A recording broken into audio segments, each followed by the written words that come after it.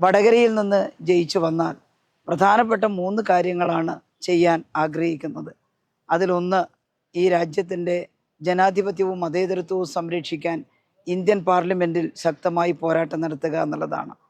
എൻ്റെ കഴിവിൻ്റെ പരമാവധി നമ്മുടെ നാടിൻ്റെ ശബ്ദം ഇന്ത്യൻ പാർലമെൻറ്റിൽ എത്തിക്കാൻ ഞാൻ പരിശ്രമിക്കും. അതുപോലെ പ്രധാനപ്പെട്ട ഒന്നാണ് കേരളത്തിൻ്റെ സമഗ്രമായ വികസന മുന്നേറ്റം, കേരളത്തിലെ ക്ഷേമ പദ്ധതികളുടെ തുടർച്ച. ഇപ്പോൾ സെൻട്രൽ ഗവൺമെൻറ് ഈ പറഞ്ഞ 2 കാര്യത്തിനും ഒരുപാട് പ്രതിസന്ധികൾ ഉണ്ടാക്കുകയാണ്. കേരളം മറ്റ് സംസ്ഥാനങ്ങളെക്കാൾ ഒരുപാട് മെച്ചപ്പെട്ട സംസ്ഥാനമാണെന്ന് എല്ലാവർക്കും അറിയാം. അതിദാരിദ്ര്യത്തിൻ്റെ തോത് കണക്കാക്കിയപ്പോൾ ഉത്തരേന്ത്യൻ സംസ്ഥാനങ്ങളിലെല്ലാം 30% അതിദാരിദ്ര്യമെങ്കിൽ കേരളത്തിലത് 0.7%, 1% പോലും ഇല്ല എന്നുള്ളത്. നമ്മൾ ഒരുപാട് ജനകീയ പ്രവർത്തനങ്ങൾ മുന്നോട്ട് കൊണ്ടുപോകുന്നത് കൊണ്ടാണ് അവസ്ഥ നമുക്ക് സൃഷ്ടിക്കാൻ സാധിച്ചത്. അത് നിലനിർത്തണമെങ്കിൽ കേരളത്തിന് അർഹതപ്പെട്ട നികുതി വിഹിതം കിട്ടണം. നമ്മുടെ ഫെഡറൽ രീതി അനുസരിച്ച് നികുതി പിരിച്ചെടുക്കാനുള്ള ഉത്തരവാദിത്വം സെൻട്രൽ ഗവൺമെൻറ്റിനാണ്. അതിൽ നിന്ന് നമുക്ക് കിട്ടേണ്ടുന്ന വിഹിതം കിട്ടിയാലേ തൃപ്തികരമായി ഭരിക്കാൻ കഴിയുകയുള്ളൂ. യഥാർത്ഥത്തിൽ പിരിച്ചെടുക്കുന്ന നികുതി വിഹിതത്തിൻ്റെ 60-70% തിരിച്ചു തരേണ്ടതാണ്.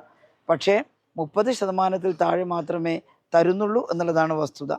അങ്ങനെയൊരു നികുതി കുടിശ്ശിക വരുന്ന സമയത്ത് നമുക്ക് ക്ഷേമ പെൻഷനുകൾ വിതരണം ചെയ്യാനും ആശുപത്രികളിൽ മരുന്നെത്തിക്കാനും ശമ്പളം കൊടുക്കാനും ഒന്നും പണമില്ലാതെ ബുദ്ധിമുട്ടുന്നു. അതുകൊണ്ട് പാർലമെൻറ്റ് മെമ്പറായാൽ കേരളത്തിന് അർഹതപ്പെട്ടത് കിട്ടാൻ വേണ്ടി ശക്തമായി ശബ്ദമുയർത്തും, അതിനുവേണ്ടി പരിശ്രമിക്കും. ഞാൻ നേരത്തെ ആരോഗ്യവകുപ്പ് മന്ത്രിയായിരുന്ന സമയത്ത് എയിംസിന് വേണ്ടി ശ്രമിച്ചിരുന്നു, all India institute of medical സയൻസിന് വേണ്ടി. പക്ഷേ തരാമെന്ന് പറഞ്ഞതല്ലാതെ ഇന്നേ വരെ തന്നിട്ടില്ല. പാർലമെൻറ്റ് മെമ്പർ ആകുമ്പോഴും കേരളത്തിന് അർഹതപ്പെട്ട അത്തരം കാര്യങ്ങൾ നേടിയെടുക്കാൻ വേണ്ടി പരിശ്രമിക്കും എന്നുള്ളതാണ് പ്രധാനമായിട്ട് പറയാനുള്ളത്. കേരളത്തിലെ ജനങ്ങളുടെ എല്ലാ അവകാശങ്ങൾക്കും വേണ്ടി കേരളത്തിലെ ജനങ്ങളുടെ നാക്കായി ഇന്ത്യൻ പാർലമെൻറ്റിലെ സ്ഥാനം ഉപയോഗപ്പെടുത്താനാണ് ആഗ്രഹിക്കുന്നത്. 3-ാമത്തെ കാര്യം വടകര പാർലമെൻറ്റ് മണ്ഡലത്തിൻ്റെ വികസന പ്രശ്നങ്ങൾ തന്നെയാണ്. കഴിഞ്ഞ 10-15 വർഷമായി വടകര മണ്ഡലത്തിൽ എടുത്തു പറയാവുന്ന വികസനങ്ങളൊന്നും നടന്നിട്ടില്ല. അതുകൊണ്ട് കേന്ദ്ര ഗവൺമെൻറ്റിൽ സമ്മർദ്ദം ചെലുത്തി ഈ നിയോജക മണ്ഡലത്തിൻ്റെ പ്രശ്നങ്ങൾ അനുവദിച്ച് കിട്ടാൻ വേണ്ടി പരിശ്രമിക്കും. ഏറ്റവും പ്രധാനമായിട്ട് ഈ നിയോജക മണ്ഡലത്തിലെ കൃഷിക്കാരുടെ പ്രശ്നങ്ങൾ പാർലമെൻറ്റിൽ ഉന്നയിക്കണമെന്നാണ് ആഗ്രഹിക്കുന്നത്. മണ്ഡലത്തിൻ്റെ വിവിധ ഭാഗങ്ങളിൽ പോയപ്പോൾ പാവപ്പെട്ട കൃഷിക്കാരും കർഷക തൊഴിലാളികളും വേദനയോടെ പറഞ്ഞത് ഈ വന്യമൃഗ ആക്രമണം കാരണം കൃഷി മുന്നോട്ട് കൊണ്ടുപോകാൻ സാധിക്കുന്നില്ല എന്നാണ്. മനുഷ്യരെ കൊലപ്പെടുത്തുന്ന രീതിയിലും എത്തിച്ചേർന്നിരിക്കുന്നു അത്. ഇതിന് പെട്ടെന്നൊരു പരിഹാരം കാണാൻ കഴിയുന്നതല്ല. കാട്ടുമൃഗങ്ങൾ ഇഷ്ടംപോലെ നാട്ടിലേക്ക് ഇറങ്ങി വരികയാണ്. പക്ഷേ കേന്ദ്ര ഗവൺമെൻറ് വിചാരിച്ചാൽ, ആവശ്യത്തിന് പണം അനുവദിച്ചു തന്നാൽ, ആവശ്യത്തിന് പദ്ധതികൾ അനുവദിച്ചു തന്നാൽ നമുക്കത് പരിഹരിക്കാൻ സാധിക്കും. സംസ്ഥാന ഗവൺമെൻറ്റിന് മാത്രമായിട്ട് സാധിക്കില്ല.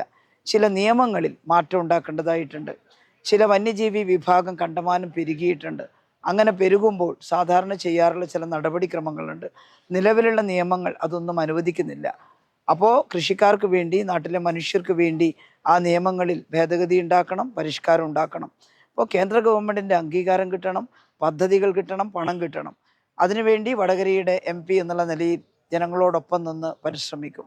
മറ്റൊന്ന്, ഈ നിയോജക മണ്ഡലത്തിലെ സ്ത്രീകളുടെ പ്രശ്നമാണ്. നിയോജക മണ്ഡലത്തിലെ മാത്രമല്ല, നമ്മുടെ ഇന്ത്യ രാജ്യത്തെ സ്ത്രീകളുടെ അവകാശങ്ങൾക്ക് വേണ്ടി പോരാട്ടം നടത്തും. ഞാൻ വനിതാ പ്രസ്ഥാനത്തിലൂടെ വളർന്നു വന്നിട്ടുള്ള ഒരാളാണ്. അതുകൊണ്ട് തന്നെ സ്ത്രീകളുടെ അവകാശങ്ങൾക്ക് വേണ്ടി ഇന്ത്യൻ പാർലമെൻറ്റിൽ ശബ്ദമുയർത്താൻ എനിക്ക് വലിയ ആഗ്രഹമുണ്ട്, സന്തോഷമുണ്ട്. പാർലമെൻറ്റ് മണ്ഡലത്തിൽ മഹാഭൂരിപക്ഷ സ്ത്രീകളാണ്. വലിയ ആവേശത്തോടു കൂടിയാണ് നമ്മുടെ വടകര പാർലമെൻറ്റ് മണ്ഡലത്തിലെ സ്ത്രീകൾ കക്ഷി രാഷ്ട്രീയത്തിന് അതീതമായി എന്നെ അവരുടെ സ്ഥാനാർത്ഥിയായി സ്വീകരിക്കുന്നത് എന്നാണ് ഞാൻ കരുതുന്നത്. പലരും അത് അഭിപ്രായ രൂപത്തിൽ പ്രകടിപ്പിച്ചിരുന്നു. അത് വോട്ടായിട്ട് അവർ എനിക്ക് നൽകും എന്നാണ് പ്രതീക്ഷിക്കുന്നത്. ഞാൻ വനിതാ ശിശു വികസന മന്ത്രിയായിരുന്ന സമയത്ത് സ്ത്രീകൾക്ക് വേണ്ടി ഒട്ടേറെ പദ്ധതികൾ തുടങ്ങിയിരുന്നു.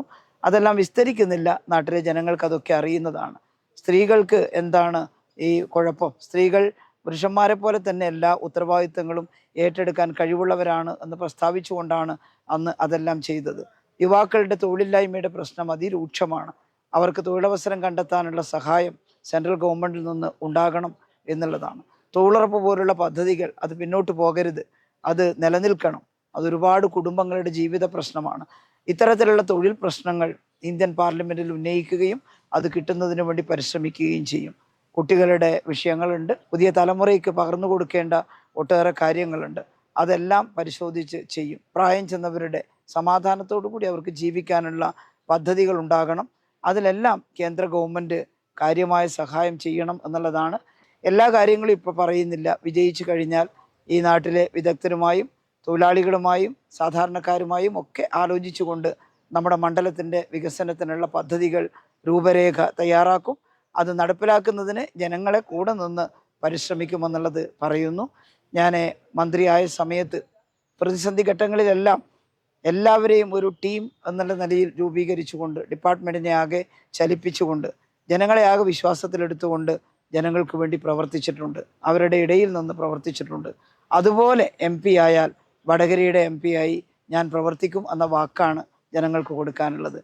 നോമിനേഷൻ കൊടുക്കുകയാണ്. നിങ്ങളെല്ലാം എൻ്റെ കൂടെയുണ്ട് എന്ന ഒരു നല്ല ആത്മവിശ്വാസം എനിക്കുണ്ട്. ഒരിക്കൽ കൂടി കക്ഷി രാഷ്ട്രീയത്തിന് അതീതമായി നിങ്ങൾ എന്നെ പിന്തുണക്കണം. ജയിച്ചു വന്നാൽ എല്ലാവർക്കും വേണ്ടിയാണ് പ്രവർത്തിക്കുക എന്നുകൂടി സൂചിപ്പിച്ചുകൊണ്ട് നോമിനേഷൻ കൊടുത്തു കഴിഞ്ഞാൽ വീണ്ടും നമുക്ക് കാണാം എന്നുകൂടി സൂചിപ്പിക്കുന്നു. എല്ലാവർക്കും എൻ്റെ നന്ദി. എല്ലാവരും പിന്തുണക്കണമെന്ന് ഒരിക്കൽ കൂടി അഭ്യർത്ഥിക്കുന്നു.